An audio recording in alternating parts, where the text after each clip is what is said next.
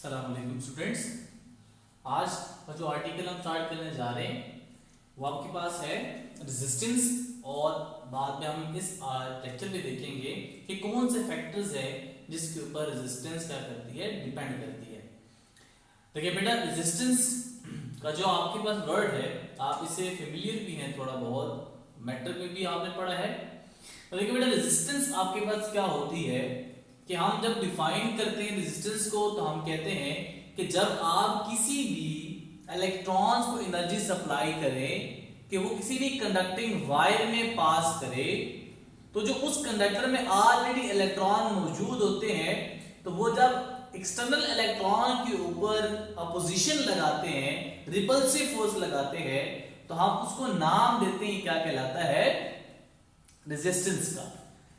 देखिए बेटा, for example अगर आपके पास ये कोई भी कंडक्टिंग वायर है, आपने इसको यहां पे किसी भी पोटेंशियल सोर्स V के साथ कनेक्ट किया हुआ है, तो देखिए बेटा, लेट्स सी फॉर एग्जांपल आपका एक इलेक्ट्रॉन जो कि ये आपका है एक्सटर्नल इलेक्ट्रॉन, वो इंटर हो रहा है किसी भी कंडक्टिंग वायर में, और इस इलेक्ट्रॉन्स के अंदर जो इलेक्ट्रॉन मौजूद है दोनों की नेचर आपके पास क्या हो जाएगी, सेम हो जाएगी। तो जब सेम नेचर के चार्जेस होंगे तो हमने पढ़ा हुआ है कि ये इलेक्ट्रॉन इस इलेक्ट्रॉन के ऊपर जो फोर्स लगाएगा वो कौन सी फोर्स लगाएगा, रिपल्सिव फोर्स लगाएगा। तो अब ये जो रिपल्सिव फोर्स लगा रही है ये कोई भी इलेक्ट्रॉन, इसको हम नाम देते हैं, क्या कहलाता है, ऑपोजिशन। तो जो अपोजिशन एक इलेक्ट्रॉन इंटर होते हुए फेस करता है उस अपोजिशन का नाम क्या कहलाता है, रेजिस्टेंस कहलाता है, जो कि वो एक इलेक्ट्रॉन की मोशन को क्या कर देता है, डिस्टर्ब कर देता है। अब ये चीज आपके पास जो डेफिनेशन है क्या कहलाती है, रेजिस्टेंस कहलाती है। अब किसी सर्किट में अगर रेजिस्टेंस को आपने आइडेंटिफाई करना है कि रेजिस्टेंस लगा हुआ है, तो उस सर्किट में आप देखेंगे ये सिंबल होता है किसका, रेजिस्टर का, और मैथमेटिकली हम इसको जो सिंबल हमारे पास यूज किया जाता है फॉर्मूलेज में वो आपके पास होता है कैपिटल R। तो देखिए बेटा, आपके पास ओम्स लॉ के अकॉर्डिंग अगर हम देखें तो फॉर्मूला क्या बनता है, R = V divided by capital I, where V is the potential and I is the current। अगर हम यहां से यूनिट निकालना चाहो तो क्या बनेगी, पोटेंशियल यूनिट क्या होती है, वोल्ट, और करंट की आपके पास यूनिट क्या होती है, एम्पेयर। तो volt per ampere is the unit of a resistance, और इसको हम नाम देते हैं, क्या कहलाता है, ओम भी हम इसको कहते हैं। और इस सिंबल को नाम दिया जाता है जिससे हम इसको लिखते हैं, इसको है omega. So omega is the symbol of the unit that is ohm, which is the unit of the resistance. ठीक है, अब हम कुछ देखते हैं कि फैक्टर्स आपके पास है कि जिनको चेंज करने से या मॉडिफाइड करने से आपकी जो रेजिस्टेंस है वो किस तरह चेंज होती है। तो पहला फैक्टर मैं यहां पे सपोज करता हूं कि बेटा आपके पास है एरिया ऑफ द कंडक्टर, कि एरिया आप पहले एक वायर का आपने कंसीडर किया, ये जो वायर है ये लेट्स से मैं कहता हूं बेटा आपके पास कौन सी वायर है, थिन वायर है। ठीक है, थिन वायर है, तो अगर थिन वायर से अगर आप देखिए इसको आप किसी भी कनेक्ट कर दे किसी भी बल्ब के साथ, तो आप देखेंगे, और जब आप इसको पोटेंशियल सोर्स सप्लाई करेंगे तो आप देखेंगे इस बल्ब की जो आपके पास रोशनी है वो आपके पास क्या हो जाएगी, कम हो जाएगी। ठीक है, लेकिन अगर आप इसकी जगह ये वायर यूज करें जिसका एरिया ज्यादा है, यानी थिक वायर है, तो अब आप जब इसको यूज करेंगे किसी भी सर्किट में तो आप देखेंगे कि इसकी जो ब्राइटनेस है वो पहले के मुकाबले में आपके पास क्या हो जाएगी, ज्यादा हो जाएगी। अगर हम इस तरह देखें तो एरिया के साथ रेजिस्टेंस का क्या रिलेशन आ रहा है, इनवर्स रिलेशन आ रहा है, कि अगर आप एरिया को बढ़ाएंगे तो रेजिस्टेंस क्या हो जाएगी, कम हो जाएगी। अगर आप एरिया को डिक्रीज करेंगे तो रेजिस्टेंस की वैल्यू क्या हो जाएगी, डिक्रीज हो जाएगी। So R is proportional to 1/a, इसको मैं नाम दे दूं, आपके पास क्या इक्वेशन 1 आ गई। दूसरा फैक्टर आपके पास क्या है, लेंथ ऑफ द कंडक्टर। मैं कोई से भी दो कंडक्टिंग वायर जो कि सेम नेचर के हैं चूज करता हूं। पहले केस में मैंने क्या किया हुआ है कि बेटा आपकी जो लेंथ है किसी भी वायर की, वो मैं सपोज करता हूं बेटा ये लेंथ आपके पास है 5 मीटर। लेंथ मैं सपोज कर रहा हूं कितनी है, 5 मीटर है, और इसमें जो नंबर ऑफ इलेक्ट्रॉन्स आ रहे हैं मैं सपोज करता हूं बेटा यहाँ पे इलेक्ट्रॉन्स की तादाद कितनी है 5 है। तो बेटा देखिए कि अगर आप एक इलेक्ट्रॉन यहां से इंटर कर रहे हैं तो जाहिर बात है वो 5 इलेक्ट्रॉन उस एक्सटर्नल इलेक्ट्रॉन के ऊपर रिपल्सिव फोर्स लगाएंगे और फिर वो इस एक एंड से लेके दूसरे एंड तक पहुंचेगा। तो देखिए बेटा कि अगर वो टाइम ले रहा है, लेट्स से मैं कहता हूं बेटा वो कितना ले रहा है कि 2 सेकंड आपके पास यहां से वो गुजरने के लिए ले रहा है इस एक एंड से लेके दूसरे एंड तक। अब आपने क्या किया हुआ है कि लेंथ को आपने क्या कर दिया, इंक्रीज कर दिया। तो बेटा इसमें पहले अगर देखें कि मैंने लेंथ आप 2 मीटर एक्स्ट्रा लगा दी है तो टोटल आपके पास ये हो गई 7 मीटर उसकी क्या हो गई, लेंथ हो गई। तो 5 मीटर तक इलेक्ट्रॉन्स कितने आ रहे थे, 5 इलेक्ट्रॉन्स आ रहे थे। अब जो 2 मीटर आपने एक्स्ट्रा लगाई है, मैं सपोज करता हूं उसमें इलेक्ट्रॉन्स की तादाद 3 थी, अब वो ज्यादा हो गई है। तो टोटल इलेक्ट्रॉन्स की तादाद यहां पे कितनी हो गई है, 8 इलेक्ट्रॉन्स हो गए। अब जब एक इलेक्ट्रॉन यहां से इंटर होगा तो पहले उसको 5 इलेक्ट्रॉन्स की मुज़ाहमत का फेस करना पड़ता था। अब ये इलेक्ट्रॉन जब इंटर हो रहा है तो अब 5 की बजाय वो 8 इलेक्ट्रॉन्स इसके ऊपर रिपल्सिव फोर्स लगाएंगे, जो कि उन ऊपर वाले केस से क्या होगी, ज्यादा होगी। जब आपकी रिपल्सिव फोर्स ज्यादा हो गई तो अगर आप देखिए पोजीशन ज्यादा हो गई तो अगर वो पहले 2 सेकंड लगा रहा था, अब यहां से लेके इस एंड तक पहुंचने के लिए वो 2 सेकंड से ज्यादा टाइम लेगा। अब जब ज्यादा टाइम लेगा इसका मतलब क्या हुआ कि लेंथ बढ़ाने से अपोजिशन उस इलेक्ट्रॉन को ज्यादा फेस करनी पड़ रही है। तो इसलिए हम कहेंगे कि अगर आप इस क्लास में देखें तो रेजिस्टेंस का लेंथ के साथ डायरेक्ट रिलेशन आ रहा है कि लेंथ को अगर आप बढ़ाते हैं तो बेटा आपका जो रेजिस्टेंस होगी वो भी क्या हो जाएगी, ज्यादा हो जाएगी। अगर आप लेंथ को कम करते हैं तो रेजिस्टेंस भी उसकी करस्पॉन्डिंग क्या हो जाएगी, कम हो जाएगी। इसको मैं नाम दूं बेटा, आपके पास क्या इक्वेशन 2 है। आप इक्वेशन 1 और इक्वेशन 2 कंबाइन करके लिखे जरा, तो ये बनेगा r is proportional to length over area. अभी प्रोपोर्शनैलिटी साइन है और अब इसको जब हटाएंगे तो कोई भी कांस्टेंट और इक्वालिटी का साइन लगाना पड़ेगा। तो यहां पे आपके पास क्या बनेगा, r is equals to rho l divided by 8। ये जो आपके पास है इसकी प्रोपोर्शनैलिटी साइन और इसको पढ़ा जाता है, ये क्या कहलाता है, रो। और इस रो को क्या नाम दिया जाता है, it is also known as specific resistance, या फिर इसको नाम देते हैं क्या कहलाते हैं, रेजिस्टिविटी। तो बेटा देखिए कि अगर आप यहां से रो का फॉर्मूला निकालना चाहें तो ये बनेगा rho is equals to R A divided by L. एक बात बड़ी इंपॉर्टेंट बेटा यहां पे नोट करने वाली है कि कोई भी अगर आपसे क्वेश्चन पूछे कि बेटा अगर आपने लेंथ को बढ़ा दिया है 2 टाइम्स और एरिया को आपने बेटा कर दिया है 3 टाइम्स, या आप कहते हैं कि 4 टाइम्स लेस कर दिया है, तो बताएं कि रेजिस्टिविटी के ऊपर क्या फर्क पड़ेगा। तो बेटा आप जब सॉल्व करेंगे तो आपके पास आंसर आएगा 8 टाइम्स इंक्रीज हो जाएगी। लेकिन याद रखें कि रेजिस्टिविटी किसी भी लेंथ के ऊपर या किसी भी मेटल वायर के एरिया के ऊपर डिपेंड नहीं करती, वो 2 फैक्टर्स के ऊपर डिपेंड करता है।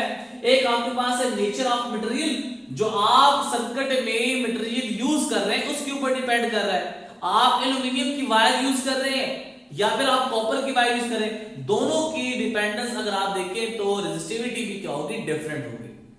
और दूसरा फैक्टर आपके पास है टेम्परेचर। टेम्परेचर को अगर आप बढ़ाएंगे तो आपकी रेजिस्टिविटी क्या हो जाएगी, बढ़ जाएगी। टेम्परेचर को आप कम करेंगे तो रेजिस्टिविटी क्या हो जाएगी, वो भी कम हो जाएगी। वो आप आगे जाके डिस्कस करेंगे। अगर आप देखिए बेटा कि अगर आपने ये फॉर्मूला लगाया हुआ है रेजिस्टेंस का कि R is equal to rho L divided by A, इसका मतलब है R is inversely proportional to the area. तो इसके अकॉर्डिंग मैं एक और फॉर्मूले में बना सकता हूं कि R is proportional to 1 over A है, तो आप देखिए फॉर्मूला क्या होता है, A is equal to pi R square. तो पाई इज कांस्टेंट है, आपका R वेरी कर सकता है, तो R इज प्रोपोर्शनल टू 1 और R स्क्वायर। तो इसी लिहाज से अगर मैं लिखूं कि बेटा R किसके बराबर होता है, डायमीटर के हाफ होता है, तो हम इसके अकॉर्डिंग लिख सकते हैं कि resistance is also inversely proportional to the diameter of the metal wire. अगर आप इस सिचुएशन को देखें तो इसके अकॉर्डिंग बड़े इंपॉर्टेंट आपके पास फार्मूला बन सकता है एमसीक्यूज पॉइंट ऑफ व्यू से, जो कि इंटर टेस्ट से या फिर आपके पेपर पॉइंट ऑफ व्यू से। So R1 divided by R2 is equals to D2 square divided by D1 square, which is equals to R2 square divided by R1 square. तो ये रिलेशन आपने याद रखना है कि अब आप क्या कोई भी एमसीक्यू पॉइंट ऑफ व्यू से क्वेश्चन आता है कि आपने डायमीटर कितना रखा हुआ है, आप रेजिस्टेंस की रेशियो बताएं, या आपने रेडियस कितना रखा हुआ है तो आपने इसमें रेशियो बतानी है डायमीटर की। तो बेटा आपके पास नेक्स्ट आपके पास है कंडक्टेंस का। कंडक्टेंस आपके पास क्या है, जब डिफाइन करते हैं हम किसी भी कंडक्टेंस को तो बेटा हम कहते हैं कि reciprocal of the resistance is known as conductance. एक बात बड़ी इंपॉर्टेंट बेटा यहां पे देखिए बेटा कि यूनिट इसका क्या होता है, इसकी यूनिट आपके पास होती है ओम मीटर, ठीक है। Ohm meter is a unit of the specific resistance या रेजिस्टिविटी। अब कंडक्टेंस क्या है कि अगर आप रेजिस्टेंस का रेसिप्रोकल लेते हैं तो क्या बन जाता है, कंडक्टेंस बन जाता है। और कंडक्टेंस को हम डिनोट किससे करते हैं, कैपिटल G से। तो फॉर्मूला बनता है G is equals to 1 divided by R। तो बेटा अगर आप यूनिट निकालना चाहें इसकी तो बेटा R की यूनिट क्या होती है, ओम।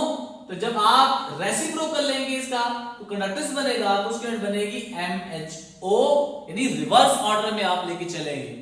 या फिर प्रैक्टिकल यूज के लिए अगर आप इसको देखिए तो यूनिट क्या बनती है, सीमन। तो semen is the unit of the conductance. अब कंडक्टेंस और रेजिस्टेंस दोनों एक ही बात है लेकिन दो डिफरेंट अंदाज में इसको बयान किया गया है। रेजिस्टेंस क्या है कि जब आप किसी भी इलेक्ट्रॉन्स को इंटर करवाते हैं तो अपोजिशन कितनी फेस करनी पड़ती है।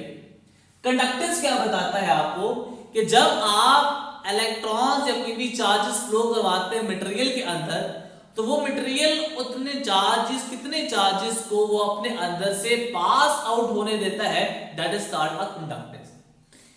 फिर कंडक्टिविटी क्या है बेटा, आपने रेजिस्टिविटी पढ़ी तो अगर आप रेजिस्टिविटी का रेसिप्रोकल ले लेंगे तो वो क्या बन जाएगा, कंडक्टिविटी बन जाएगी। तो reciprocal of the resistivity is known as conductivity और इसको हम डिनोट करते हैं सिग्मा।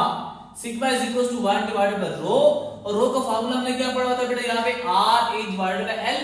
तो बेटा लेंथ आपके पास नोमीटर में चला जाएगा तो ये बनेगा L divided bye R A। तो देखिए बेटा हमने यहाँ पे यूनिट पढ़ी थी स्पेसिफिक रेजिस्टेंस की, वो क्या थी, ओम मीटर। जब आप कंडक्टिविटी की यूनिट निकालना चाहेंगे वो बनेगा MHO मीटर इनवर्स, या फिर आप इसको लिख सकते हैं कि सीमन मीटर इनवर्स। तो siemens metre inverse is the unit of the specific resistivity का आपके रेसिप्रोकल लेंगे तो क्या बनेगा, कंडक्टिविटी, जो कि यूनिट है सीमन मीटर इनवर्स। अब हम देखते हैं कि जो इफेक्ट है टेम्परेचर का वो रेजिस्टेंस के ऊपर कैसा फर्क उसके ऊपर पड़ता है, रेजिस्टिविटी के ऊपर उसका क्या इफेक्ट है, और कंडक्टेंस के ऊपर और कंडक्टिविटी के ऊपर। तो बेटा दो चीजों के लिए मैं डिफाइन करूंगा, एक कंडक्टिविटी के लिए कंडक्टर के लिए और दूसरा आपके पास किसके लिए है, सेमीकंडक्टर के लिए। एक छोटी सी बात आप समझिए बेटा जरा, देखिए फॉर एग्जांपल आपने कोई सी भी क्या किया, ये कोई भी मेटालिक वायर कंसीडर की हुई है। अब यहां पे टेम्परेचर 25 डिग्री सेंटीग्रेड जो कि नॉर्मल टेम्परेचर है, उसमें इलेक्ट्रॉन्स की जो काइनेटिक एनर्जी है, जो वाइब्रेशनल काइनेटिक एनर्जी है, वो कुछ अगर आप देखें क्योंकि उसकी एनर्जी कम है तो वाइब्रेट करेगा अपनी ओरिजिनल पोजीशन से, लेकिन बहुत कम करेगा। लेकिन अगर आप इसी कंडक्टिंग वायर का जो टेम्परेचर है वो इंक्रीज कर दें तो पहले कोलिजन के चांसेस कम थे आपस में इलेक्ट्रॉन्स की, लेकिन चूंकि टेम्परेचर बढ़ा दिया तो अब उनका एम्पलीट्यूड ऑफ वाइब्रेशंस भी क्या हो जाएगा, पहले के मुकाबले में ज्यादा हो जाएगा।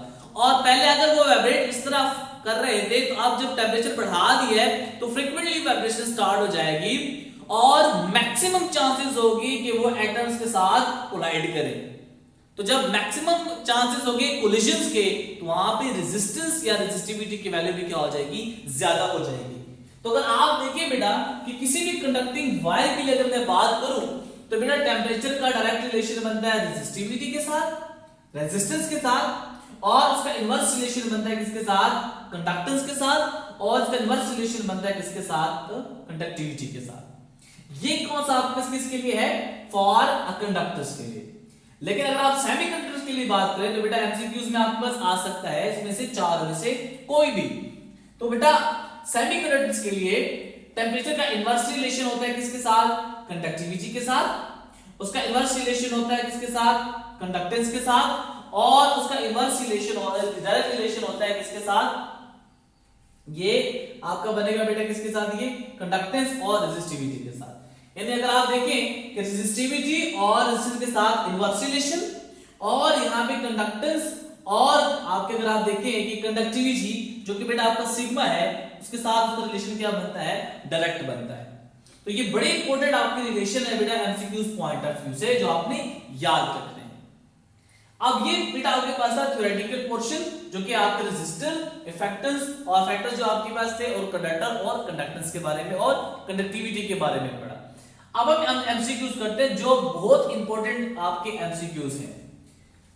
एक एमसीक्यूज है कि बेटा अगर आप लेंथ को बढ़ा रहे हैं, that is if length of the wire becomes doubled by stretching then R will be, और ऑप्शन आपको दे दे doubled, half, 4 times, remain same. इसी तरह का एमसीक्यूज है if length of the wire is doubled by keeping the area same then R will be. इन दोनों एमसीक्यूज की स्टेटमेंट में जरा गौर करें तो बेटा सिर्फ स्ट्रेचिंग का वर्ड आपका नहीं है।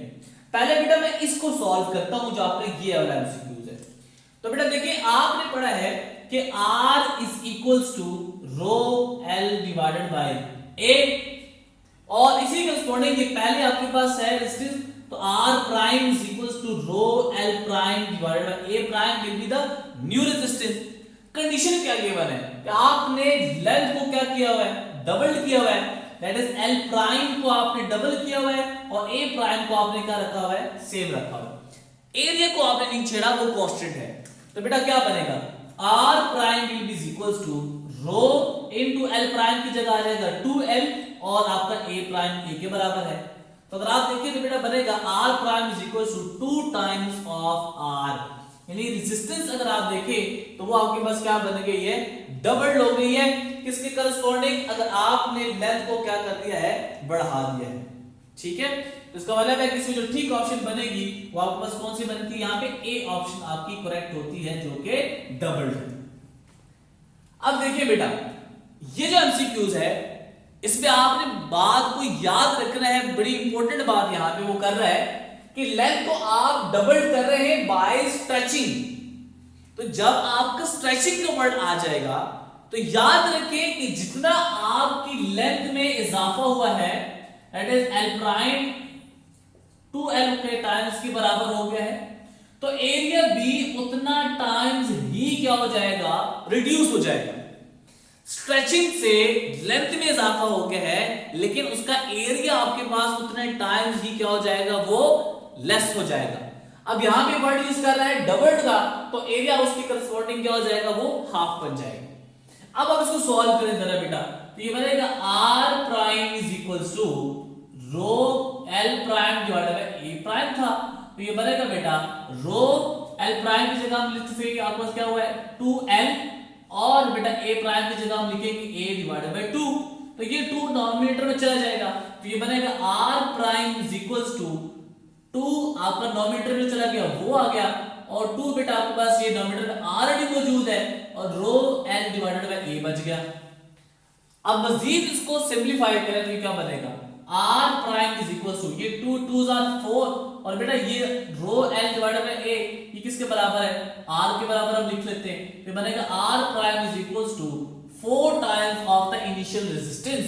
तो अगर आप इसके ऑप्शन देखें तो ये क्या बनती है, सी ऑप्शन आपके पास बनता है जो कि 4 टाइम्स है। यानी जब स्ट्रेचिंग का वर्ड यूज करेगा तो आपने एरिया को भी याद रखना है कि जितना आपका लेंथ में इजाफा हो रहा है उतने टाइम्स एरिया भी क्या हो जाएगा, लेस हो जाएगा।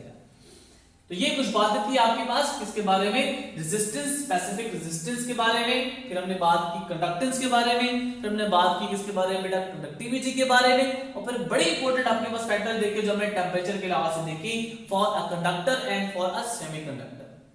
उम्मीद है बेटा आपको ये लेक्चर समझ आया होगा। नेक्स्ट लेक्चर में हम एक नए आर्टिकल के साथ हाजिर होंगे नेक्स्ट लेक्चर के, तब तक के लिए फिर अल्लाह हाफिज।